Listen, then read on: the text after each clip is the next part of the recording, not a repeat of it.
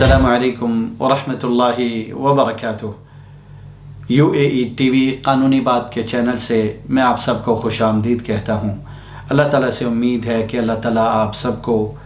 جہاں پر بھی ہوں خیریت و عافیت سے رکھے،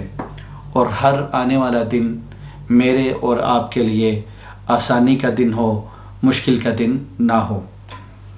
چونکہ بہت سے لوگوں کو اس چیز کا علم ہے، اور اسپیشلی جو اوورسیز پاکستانیز تھے جو UAE میں مقیم تھے، اور 5 اگست سے پہلے جو بین تھا اس کے لگنے سے پہلے وہ پاکستان چلے گئے، یا ان کی کچھ فیملیز یہاں تھیں یا پاکستان میں تھیں، اور ان کے پاس کچھ کے پاس ریزیڈنس ویزا تھا اور وہ ایکسپائر ہو چکا تھا، اور 5 اگست کے بین کے بعد بہت سے لوگ آ گئے، اور اس کے ساتھ ہی UAE کی گورنمنٹ نے اس چیز کی اناؤنسمنٹ کی کہ ہم جن کے ویزا ایکسپائر ہو رہے تھے یا جن کے ایکسپائر ہو چکے تھے، ہم ان کے ریزیڈنس ویزا کو ستمبر تک ہم ایکسٹینڈ کر دیں گے۔ تو آج ایک بڑی اچھی خوشخبری آئی ہے، اور آئے روز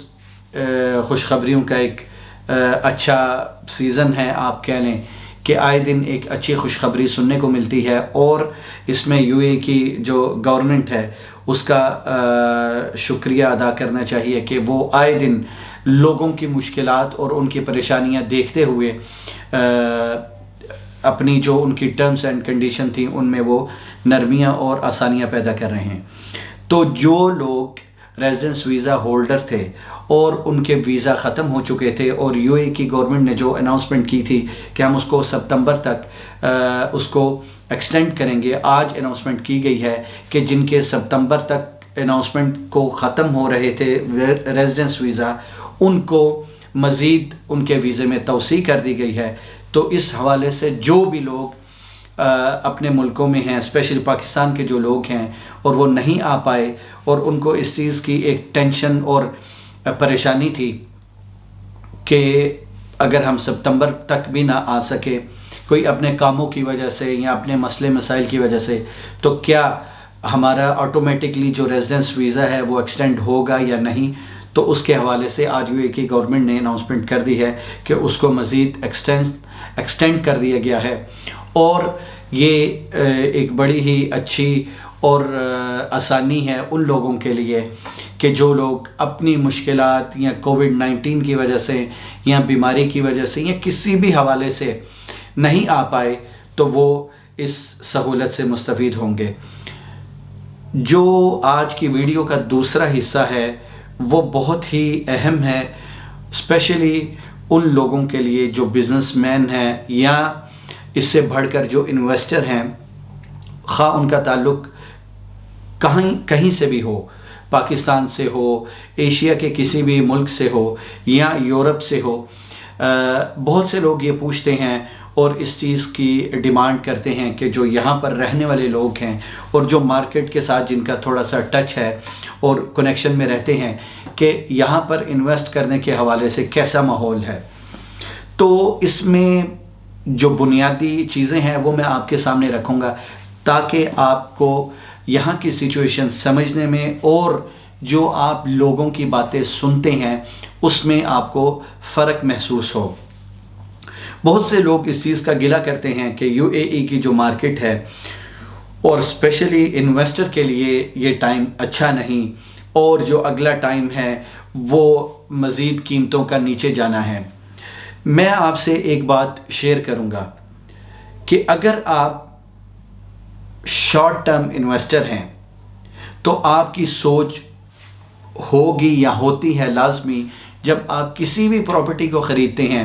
کہ میں نے اگر آج مثال کے طور پر 5 لاکھ درہم کی پراپرٹی خریدی، تو آپ کے ذہن میں ہوتا ہے کہ میں نے اسے 1 ماہ میں 2 ماہ میں سیل کر کے پھر میں نے اپنے اس اماؤنٹ کو کہیں اور انویسٹ کرنا ہے۔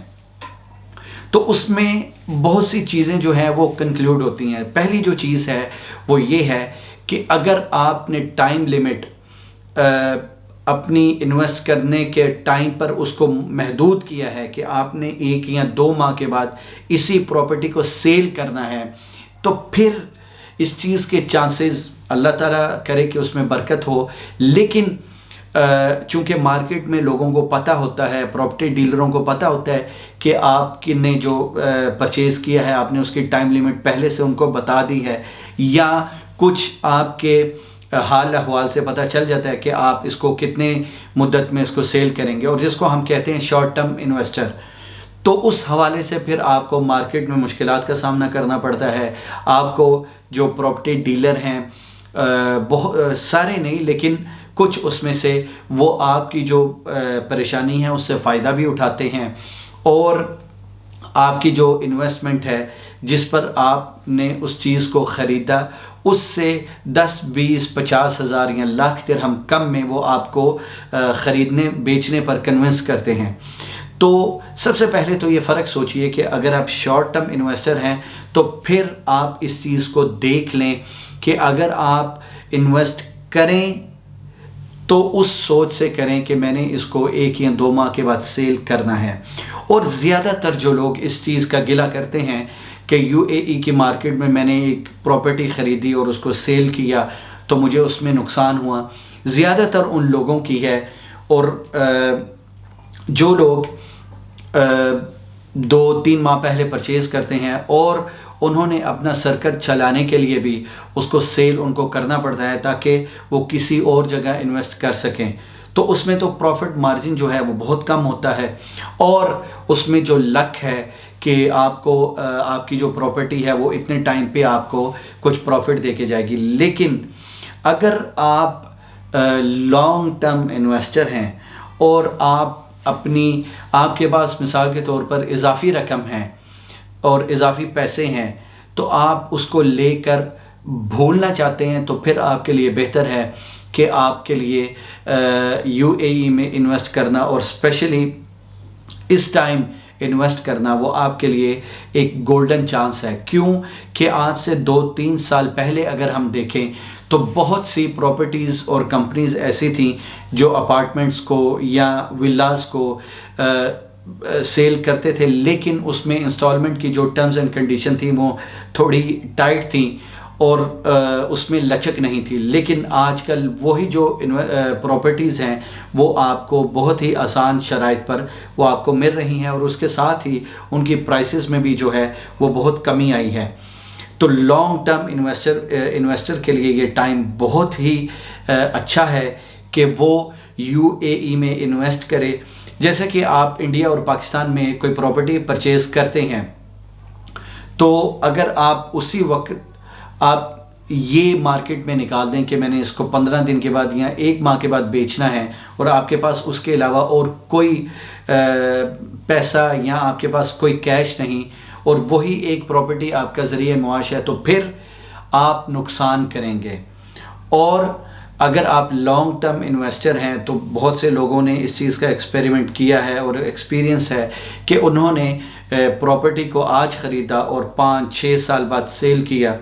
تو اس میں ان کو لاکھوں یا کروڑوں روپے جو ہیں وہ پروفٹ ہوا. تو یہی سچویشن UAE کی ہے. لیکن لوگ ایک ایسا سینیریو کریٹ کرتے ہیں کہ اپنی غلطی کو چھپانے کے لیے وہ یہ بلیم کرتے ہیں کہ جو UAE کی مارکیٹ ہے وہ ٹھیک نہیں اور وہاں پر نقصان ہے اور یہ ہے وہ ہے. اگر آپ ان کو دیکھیں تو ان میں بہت سے لوگوں کی تعداد ایسی ہے جو آج پرچیز کرنے کے بعد ان کی خواہش ہے کہ ہم 1 ہفتے یا 2 ہفتے کے بعد سیل کریں اور ہمیں اچھے خاصے پیسے آئیں. تو اس کا بڑا مشکل ہے، کیونکہ جو آپ سے پرچیز کرے گا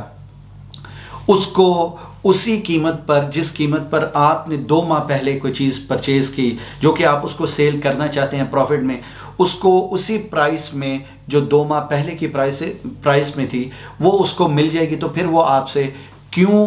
وہ پراپرٹی پرچیز کرے گا کہ جس میں آپ اس کو 10 20 30 ہزار درہم زیادہ لگا کر بتائیں. تو اس وجہ سے مختصراً یہ ہے کہ لانگ ٹرم انویسٹر کے لیے یہ ٹائم بہت ہی اچھا ہے اگر وہ انویسٹمنٹ کرنا چاہے. جو آج کی ویڈیو کا تیسرا حصہ ہے اور میرے خیال میں یہ جو ایڈوائس ہے، لیگل ایڈوائس ہے، یہ ایک بہت ہی امپورٹنٹ اور بہت سے لوگوں کو اس سے گزرنا پڑتا ہے، اور ان لوگوں کو ایکسپیرینس تب ہوتا ہے جب وہ ان تمام مشکلات سے نکل جائیں یا ان میں گھر جائیں۔ وہ یہ ہے کہ اگر آپ کسی بھی حوالے سے آپ کا کیس یا آپ اس کمپلین کو لانچ کرنا چاہتے ہیں، تو جیسے کہ میں نے اپنی پچھلی ویڈیوز میں بتایا کہ بائی لا آپ کو چاہیے کہ آپ اپنا جو کیس ہے اس کو آپ ڈائریکٹ پولیس میں کمپلین کریں بیفور کورٹ جانے سے پہلے۔ اور اس میں ابھی جو نیا قانون آیا ہے چیکس کے حوالے سے کہ آپ فوراً جو ہے وہ امپلیمنٹیشن کی طرف جاتے ہیں، جسے ہم تنفیذ بولتے ہیں، اور وہ اس چیز کو امپلیمنٹ کریں گے۔ لیکن اگر آپ کا کوئی اور کیس ہے، کوئی مالی لین دین ہے یا اس کے علاوہ کوئی اور ہے، تو آپ کے لیے بہتر ہے کہ اگر آپ اس کو پولیس میں کمپلین کریں تو کوشش کریں کہ آپ کورٹس میں جانے سے پہلے اس کو پولیس کے اندر ہی اس کو مینیج کر لیں، اپنی دوسری پارٹی کے ساتھ جو ہے اس کو ڈسکس کر کے اس مسئلے کو وہاں پر ہی ختم کر دیں۔ اور اس کے بہت سے کانسیکوینسز ہیں کہ